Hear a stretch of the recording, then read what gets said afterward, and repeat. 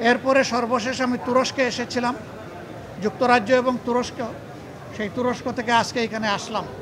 সেখানেও সরকারি বেসরকারি বিভিন্ন পর্যায়ে আমার অত্যন্ত গুরুত্বপূর্ণ মিটিং হয়েছে। আর বাংলাদেশি ডায়াসপোরা আছে যারা, তাদের সাথেও আমার বসা হয়েছে, তাদের কথাও শোনার সুযোগ হয়েছে। আমি আসলে নিজের কোনো প্রয়োজনে দেশ থেকে বের হইনি।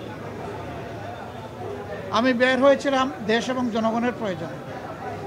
যেখানে গিয়েছি জনগণের স্বার্থকে, দেশের স্বার্থকে সামনে রেখেই কথা বলার চেষ্টা করেছি।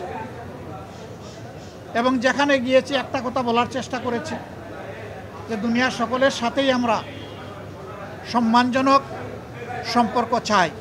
এই সম্পর্কটা হবে মিউচুয়াল রেসপেক্ট এবং ইকুইটির ভিত্তিতে।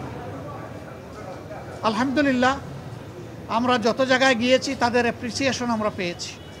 তারাও মন খুলে আমাদের সাথে কথা বলেছেন, আমরাও মন খুলে আমাদের সবগুলা বিষয় তাদের সাথে শেয়ার করেছি। আল্লাহ তাআলার কাছে দোয়া করি এই সফরে যে সমস্ত পদক্ষেপ নেওয়া হয়েছে অথবা আলাপ আলোচনা হয়েছে সেগুলা যেন দেশ এবং জাতির কল্যাণে নিয়োজিত হয়। কোনো ব্যক্তি নয়, গোষ্ঠী নয়, দল নয়, দেশ এবং জাতির জন্য উপকার হয়। আপনারা এত সকালে এখানে কষ্ট করে এসেছেন, আমি সবাইকে ধন্যবাদ জানাবার আগে আরেকবার আপনাদের আন্তরিক সহযোগিতা কামনা করব। আসলে আপনারা জাতির, ব্যক্তিগতভাবে জাতির বিবেক, আর আপনাদের হাউসগুলো দর্পণ।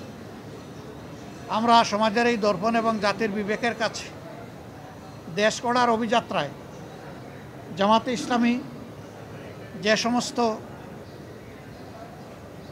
কর্মসূচি ঘোষণা করছে যা দেশ এবং জাতির কল্যাণে, আমরা এই সবগুলোতে আপনাদেরকেও আমাদের সাথে চাই। কারণ আপনারা এই সমাজ থেকে বিচ্ছিন্ন নন, আপনারা শুধু সাংবাদিক নন, আপনারা এই দেশের নাগরিকও বটে। অতএব আমরা যে নাগরিক অধিকারটা নিশ্চিত করে একটা মানবিক বাংলাদেশ গড়তে চাই, বৈষম্যহীন বাংলাদেশ গড়তে চাই, এই ক্ষেত্রে আপনাদের ভূমিকা হবে অগ্রগণ্য, সেটা আমরা প্রত্যাশা রাখি। কারণ সাংবাদিকরা যখন জাতির কল্যাণের সিদ্ধান্ত নেন, জাতি তখন কল্যাণের পথ খুঁজে পায়। আল্লাহ রাব্বুল আলামিন আপনাদেরকে জাতির কল্যাণে কবুল করুন। সবাইকে আরেকবার ধন্যবাদ।